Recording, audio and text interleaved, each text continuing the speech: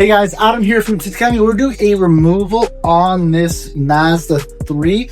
Now, it has already been tinted. Customer really likes a couple creases and dirt specks that went to another shop, so we're going to actually redo it for them. There's a bit of dirt down the bottom as well. We're going to show you step by step actually how to remove it. Now, with any kind of removal, we always want to make sure that everything is kind of covered up. We don't damage anything across here. All we're going to use is a steamer. We're just using an actual detail steamer here. We have our adhesive remover. We're using the Rupes residual remover. I find it works really well and has a nice smell to it. We have our Scotch pads. We'll only be using blue Scotch pads. So we have links to the video of why you can only use blue or white, never use green. So first thing is with the rear removal, you never know kind of what you're getting into. So price point wise, we always want to charge around $100 per hour. Side windows, you're looking at about $30 to $50 per removal.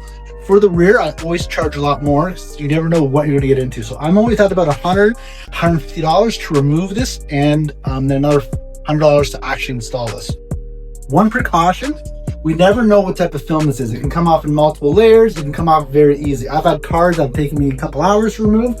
Some cars very easily. So always want the customer to know there's no guarantee that these height lines won't be destroyed. You can have a disclaimer form that actually they can fill out and sign knowing that. So you don't know if you're not going to remove them. So some dealerships say that there's ways that you can remove this with keeping the heat lines intact. It's false. There's no way you can do it. There are kits that you can buy that help repair the heat lines.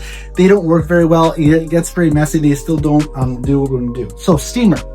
Couple options. Now we're in Ontario right now. It's very cloudy and cold outside. So if it's the summertime, I would do the garbage bag method where I would stick a garbage bag on the outside of the window, let it sit in the sun, let the suns do its work. We don't have that opportunity today, so I'm gonna use my steamer. So I want to steam out I want to make sure that I get all these little black edges here. Now I'm just going to find a little bit of the corner here. Now I'm just going to find a little bit of the corner there. And as I pull that back, I want to add some steam. Now, if we hear this noise here, that means it's still stuck. So I want to just use the weight of my hand to pull that off the glass. I'm going to hold the steamer underneath the actual film. You may not be able to hear too well because the steam is pretty loud with this machine. So I want to use the weight of my hand and gravity to bring it off. So as soon as it's ready to go, it's going to come off the glass. If I force it to come off, it's going to leave a lot of glue and damage those heat lines around it.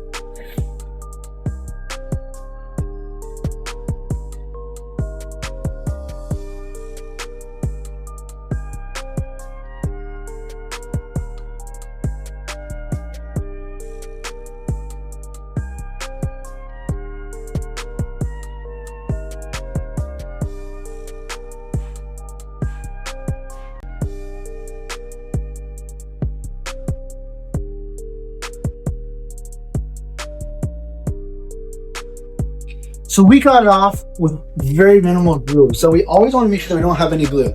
I'm gonna take my adhesive remover, do a light spray. Now I'm gonna let it sit there for a couple minutes just to make sure that the adhesive remover really breaks up any excess glue that we have. Once it's been about a couple minutes, I'm gonna spray down my window with my blue Scotch pad. I'm going to scrub everything out. Now with my squeegee, I'm gonna squeegee everything out. We do have a little bit of adhesive going to be left over, so I want to do this 3 or 4 times to make sure that we get all that adhesive off.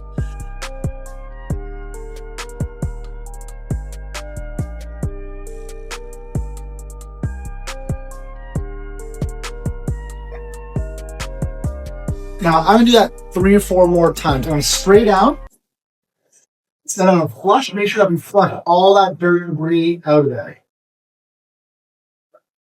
Then I'm going to squeegee it again.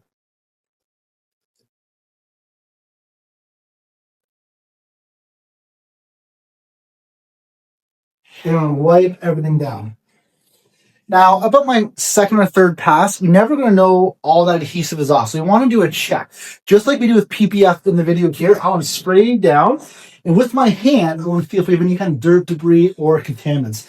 Now, your hand does leave a lot of residue and crap from your hands on the glass. So once I do my check, I'm going to check if we feel any kind of glue or residual on it. I'm going to scrub it one more time. Then I'm going to squeegee it, scrub it, squeegee it.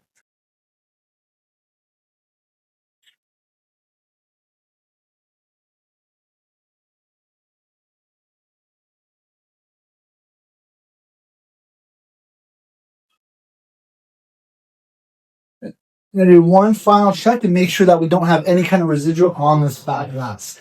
Now we're ready to go into our outside prep. We have a video next. We're going to show you how to do the hatchback sedan, from laying the film, cutting the film, shrinking the film, and going back to installing it. So if you are doing a remove from the rear windshield, chart appropriately, take a few extra steps. You don't have to go through all these steps, and when you lay the film, you find that you have some glue and some adhesive left over.